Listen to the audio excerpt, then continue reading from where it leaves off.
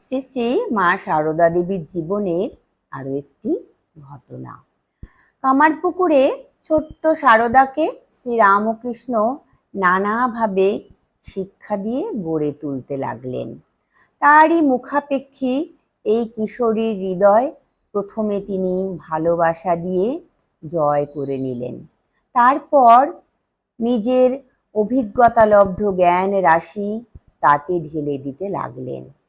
আর সারদা দেবীও সশ্রদ্ধ উন্মুক্ত চিত্তে তা গ্রহণ করতে লাগলেন।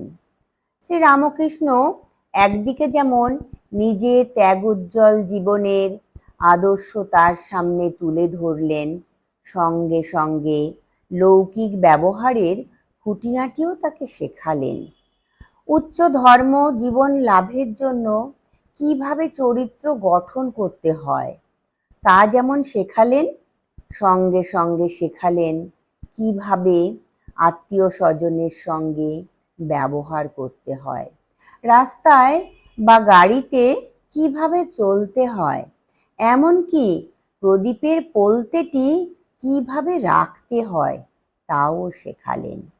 স্বামীর দেহবুদ্ধিহীন স্বার্থশূন্য এই ভালোবাসা শ্রীমাকে বিভোর করে রেখেছিল।